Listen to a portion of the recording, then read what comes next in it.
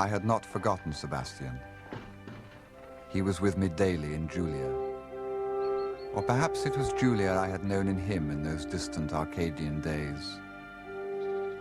Every stone of the house had a memory of him.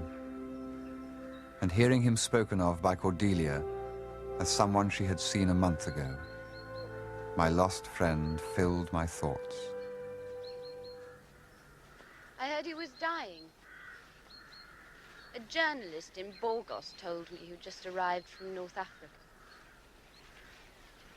A down-and-out, called Flight, whom the people said was an English lord, had been found starving and taken into a monastery near Carthage. That was how the story reached me. I knew it couldn't quite be true. However little we did for Sebastian, at least he got his money sent to him. But I started off at once. It was quite easy to find him. I just went to the consulate. Apparently, he turned up in Tunis one day and applied to be taken on as a missionary lay brother. The fathers took one look at him and turned him down. Then he started drinking again. He lived in a little hotel on the edge of the Arab Quarter. I went to see the place later. It was a bar with a few rooms over it, smelling of hot oil and garlic and stale wine. He stayed there a month, drinking Greek absinthe. They loved him there. He's still loved, you see. Whatever he does, whatever condition he's in. It's the thing about him that he'll never lose.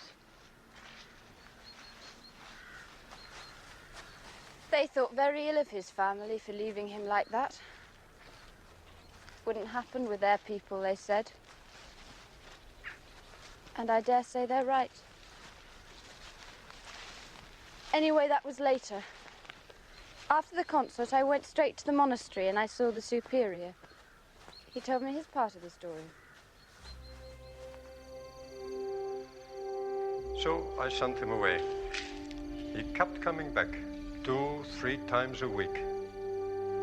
Always drunk, until I gave orders to the porter to keep him out.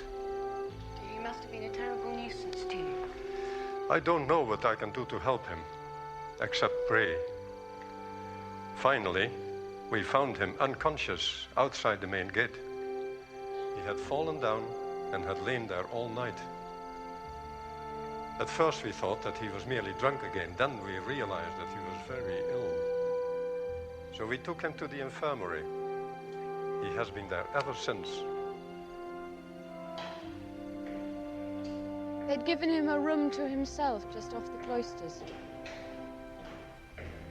He looked terrible. Any age. At first he couldn't talk much, but I stayed a fortnight with him till he was over the worst of his illness. And then he told me what had been happening to him.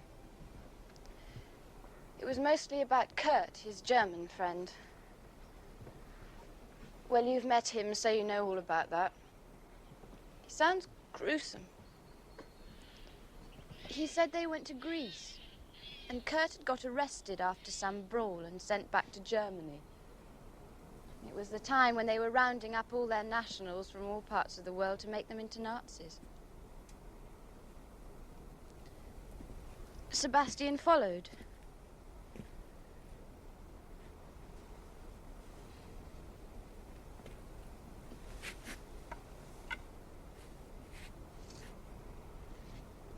For a year, he couldn't find any trace of him. Then in the end, he ran him to earth, dressed as a stormtrooper in a provincial town. At first, he wouldn't have anything to do with Sebastian, spouting all that official jargon about the rebirth of his country. But it was only skin deep with him. 6 years of Sebastian had taught him more than a year of Hitler. Eventually, Kurt chucked it and admitted that he hated Germany and wanted to get out. I don't know how much it was simply the call of the easy life sponging on Sebastian.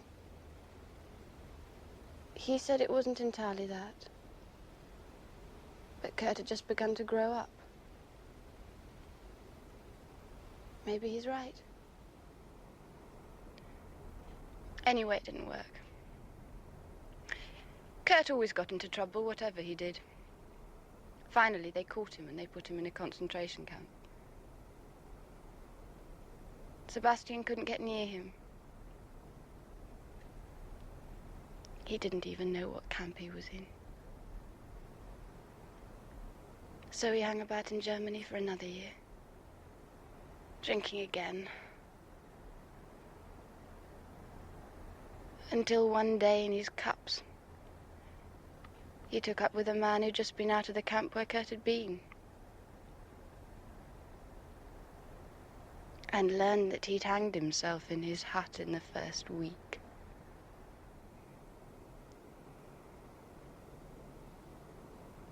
So that was the end of Europe for Sebastian.